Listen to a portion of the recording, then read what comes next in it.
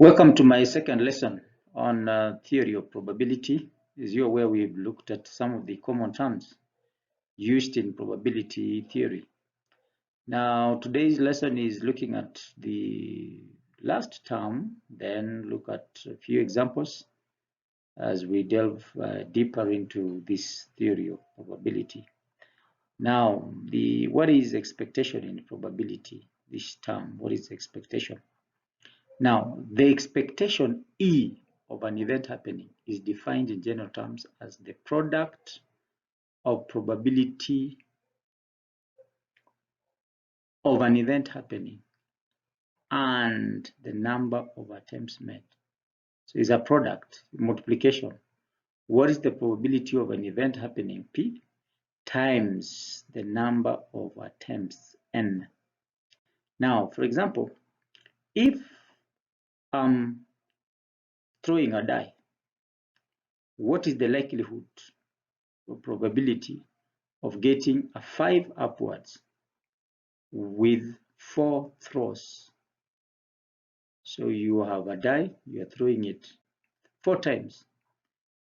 The question is, what is the expectation of having a 5 upwards? Now, notice that the probability of obtaining a 5 upwards for 1 throw of the dice is 1/6. Why? Because there are 6 sample spaces. The sample space is 6. In other words, we have got 6 outcomes. Either 1 will appear upwards, or 2 will appear upwards, or 3, or 4, or 5, or 6. Now, there are 4 attempts in this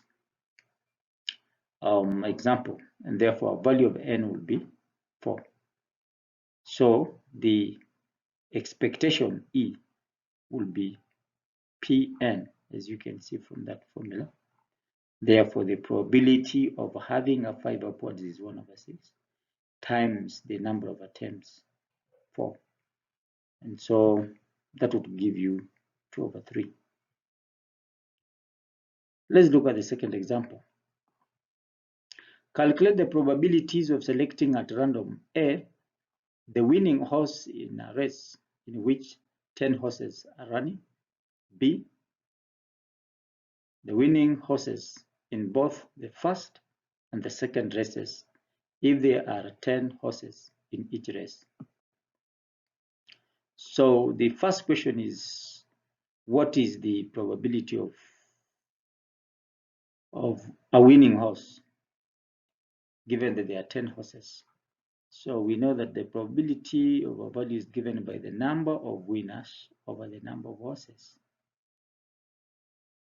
The probability in favor of the winners over the total number of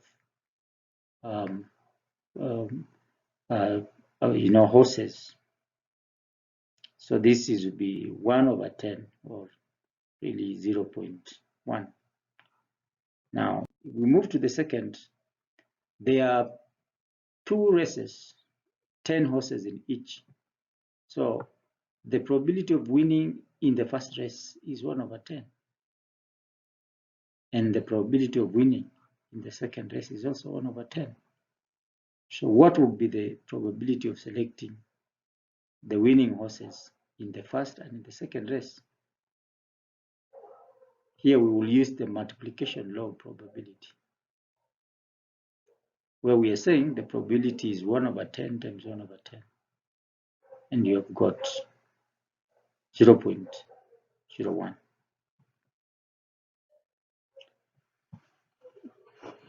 Think about it. Then example number 3. A bit complicated, but I think this is very simple. We can look at that. The probability of a component failing in 1 year due to excessive temperature is 1/20. And due to excessive vibration is 1/25. And due to excessive humidity is 1/50. Determine the probabilities that during a 1-year period, a component A fails due to excessive temperature and excessive vibration. B fails due to excessive vibration or excessive humidity, and C will not fail because of both excessive temperature and excessive humidity. Now, what do we do? Of course, we have to look at this value. So let A, the probability of A, be the probability that it is failing because of excessive temperature. Now, what is the opposite of this? The opposite of a component not failing because of excessive temperature would be the probability of 1 minus 1 over 20. So this probability of A complement is, if A is the probability of a component failing because of excessive temperature, then the opposite will be the probability of A complement.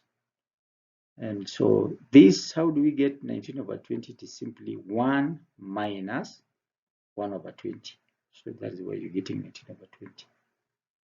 That is the probability of not failing.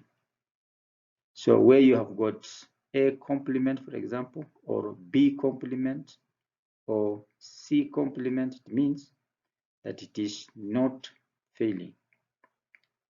Now, if B is the probability that it is failing because of vibration, then the probability of B not failing because of vibration is 1 minus 1 over 25, which is 24 over 25.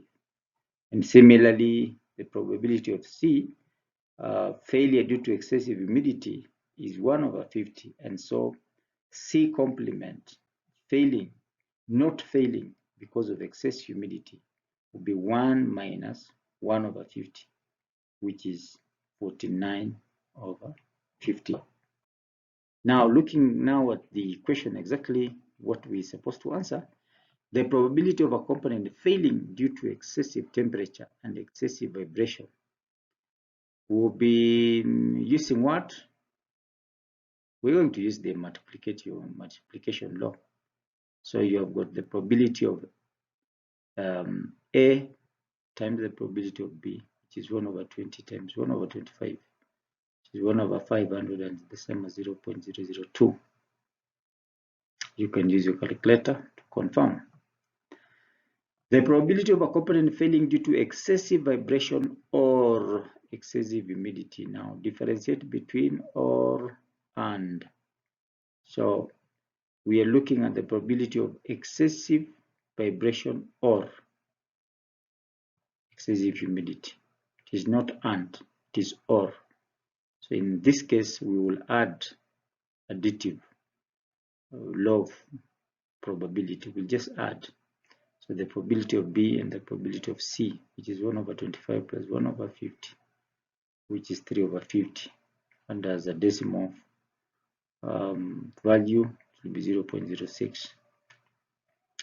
Lastly, the probability that a component will not fail due to excessive temperature and will not fail due to excessive humidity. Remember, we're looking at the complement of the probabilities of the said functions. So A was the probability that it is failing because of temperature. Now, because of not, and now we're looking for the probability of this machine not failing. So because it is not failing, then it is A complement. And this is also C complement. And C, we said it was because of humidity. So C complement was 49 over 50, and A complement was 19 over 20. So you have 19 over 20 times 49 over 50, and that's what you get. Now, this smiling guy is asking us, can we be able to calculate the probability of an event A happening if A is 3 over 5 and B is 2 over 5? What are the probabilities of both A and B happening? A is happening and B is not happening, or only B is happening, or either B or C, or A and B are happening. Think about it. Thank you.